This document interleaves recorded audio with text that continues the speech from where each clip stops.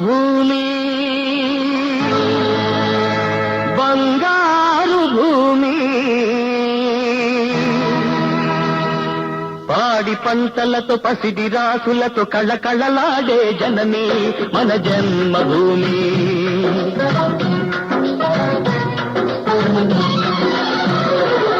మన జన్మభూమి బంగారు భూమి పాడి పంటలతో పసిడి రాసులతో కళకళలాడే జనని మన జన్మభూమి. మన జన్మభూమి.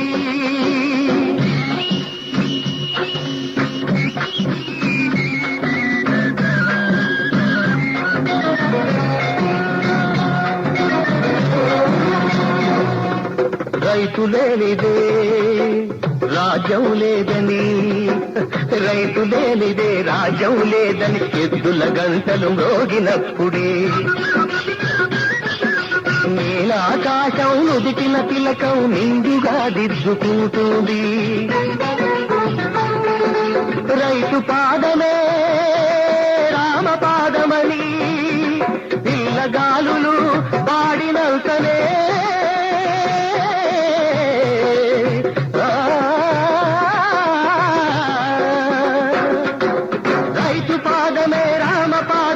పిల్లగాలులు పాడినంతనే అడుగు అణువు అన్నపూర్ణయి భూమతో పులకరిస్తుంది. మమతల మాగాణి మన జనని మన జన్మభూమి బంగారు భూమి పాడి పంటలతో పసిడి రాసులతో కళకళలాడే జనని మన జన్మభూమి. మన జన్మభూమి.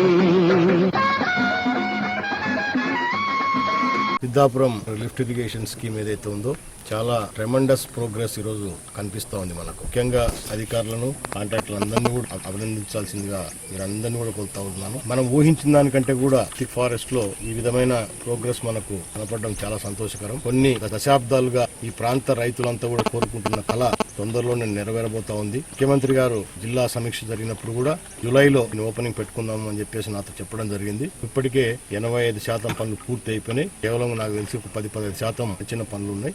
ఎలక్ట్రిసిటీ కొన్ని టవర్స్ రావాలి. రెండు టవర్స్ పూర్తి అయితే కరెంటు, దాంతో మోటార్స్ పంపులు అన్ని ఎరెక్ట్ చేసుకోవడానికి ముందు ఎలక్ట్రిసిటీ అవసరం కాబట్టి అవి రెండు పూర్తి అయితే అవి కంప్లీట్ అయిపోతే ఒక్కసారి మోటార్స్ పంప్స్ కూర్చోబెట్టిన తర్వాత వాటర్ మనం ట్రయల్ రన్ ఒకటి చూసుకొని ఓపెనింగ్ చేసుకోవడానికి చాలా సులువుగా ఉంది. 2006 సంవత్సరంలో దీనికి ఫౌండేషన్ వేయడం జరిగింది. దాదాపు 8 సంవత్సరాలుగా అంటే 2014 వరకు కూడా కేవలం ఆ రోజు 73 కోట్లతో 74 కోట్లతోనో ఈ ప్రాజెక్ట్ ఎస్టిమేషన్ వేసి మొదలు పెడితే 8 సంవత్సరాల్లో వాళ్ళు ఖర్చు పెట్టి కేవలం 47 కోట్ల రూపాయలు. దాని తర్వాత తెలుగుదేశం పార్టీ అధికారంలోకి వచ్చిన తర్వాత నేను వైఎస్ఆర్ కాంగ్రెస్ పార్టీలోంచి తెలుగుదేశం పార్టీలో చేరినప్పుడు ముఖ్యమంత్రి గారిని కోరింది ఒకటే, ఈ ప్రాజెక్టు పూర్తి చేయి, ఈ ప్రాంత రైతాంగం అంతా కూడా కళ నెరవేర్చాలని చెప్పేసి కోరినప్పుడు 2016లో దీన్ని రివైజ్ ఎస్టిమేషన్ చేసి దాదాపు 116 కోట్లకు పెరిగింది. అప్పటి నుంచి కేవలం ఒక్క సంవత్సరంలోనే ఇప్పటికి దాదాపు 34 కోట్ల రూపాయలు ఇప్పించి పనులన్నీ కూడా పూర్తి చేయడం జరుగుతాం. 8 సంవత్సరాలలో ఖర్చు పెట్టిన డబ్బు కేవలం ఒక సంవత్సరంలోనే మనం ఖర్చు పెట్టి రోజు ఈ ప్రాజెక్టును పూర్తి చేసుకుంటున్నాం అంటే రాయలసీమ పట్ల,